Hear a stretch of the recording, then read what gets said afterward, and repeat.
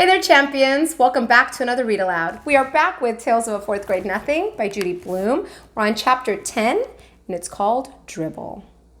I will never forget Friday, May 10th. It's the most important day of my life.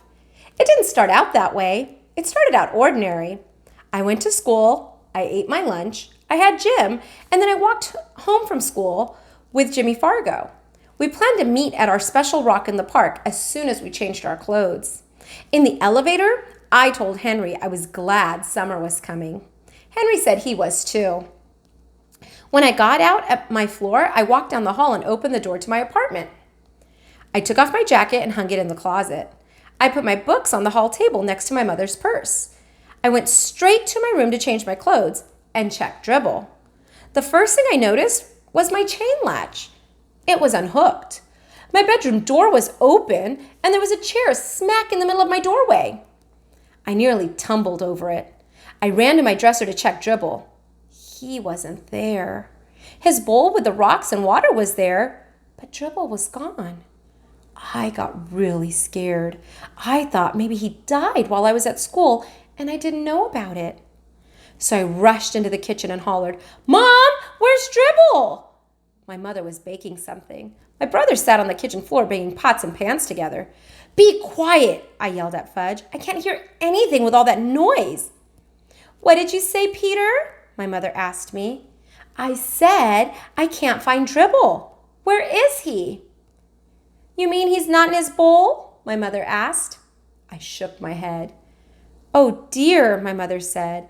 "I hope he's not crawling around somewhere. You know, I don't like the way he smells. I'm going to have a look in the bedrooms. You check in here, Peter."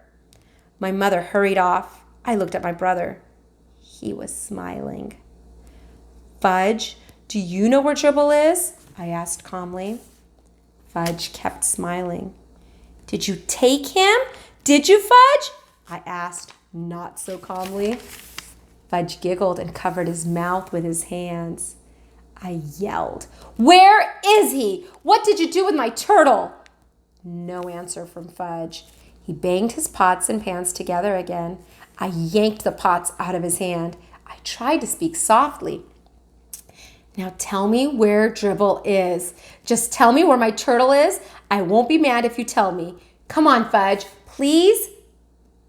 Fudge looked up at me. "In tummy," he said. "What do you mean in tummy?" I asked, narrowing my eyes.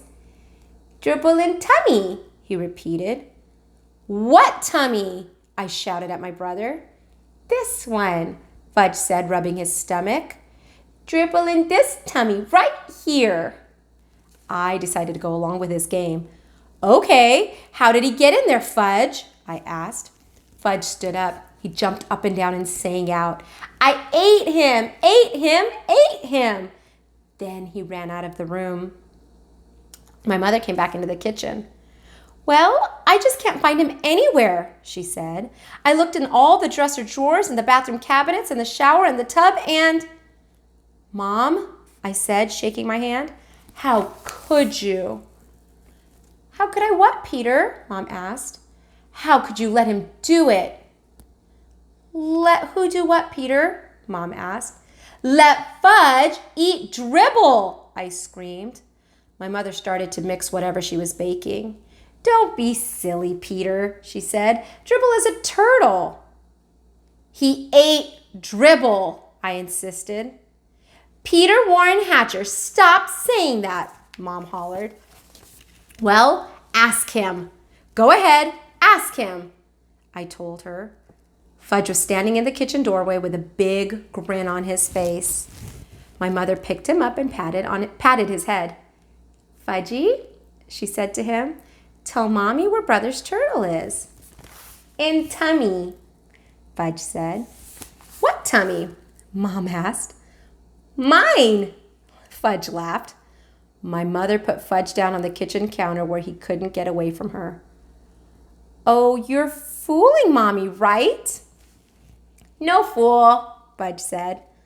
My mother turned very pale. "You really ate your brother's turtle?" Big smile from Fudge. You mean that you put him in your mouth and chewed him up like this? Mom made believe she was chewing. No, Fudge said. A smile of relief crossed my mother's face. Of course you didn't. It's just a joke. She put Fudge down on the floor and gave me a look. Fudge babbled. No chew, no chew. Gulp, gulp. All gone turtle down Fudge's tummy. Me and my mother stared at Fudge. You didn't, Mom said. Did so, Fudge said. No, Mom shouted. Yes, Fudge shouted back. Yes? Mom asked weakly, holding on to a chair with both hands. Yes, Fudge beamed. My mother moaned and picked up my brother. Oh no, my angel, my precious little baby, oh no. My mother didn't stop to think about my turtle. She didn't even give Dribble a thought. She didn't even stop to wonder how my turtle liked being swallowed by my brother. She ran to the phone with Fudge tucked under one arm. I followed. Mom dialed the operator and cried, Oh, help! This is an emergency! My baby ate a turtle! Stop that laughing! My mother told the operator, Send an ambulance right away! 25 West 68th Street. My mom hung up. She didn't look too well. Tears were running down her face. She put Fudge down on the floor. I couldn't understand why she was so upset. Fudge seemed fine. I'm going to stop there. Wonder if he really did eat the turtle or if he's just being silly. We will see what happens next. I hope you enjoyed that, and I hope you have a wonderful night. Sleep well, sweet dreams, and I will see you all next time. Good night.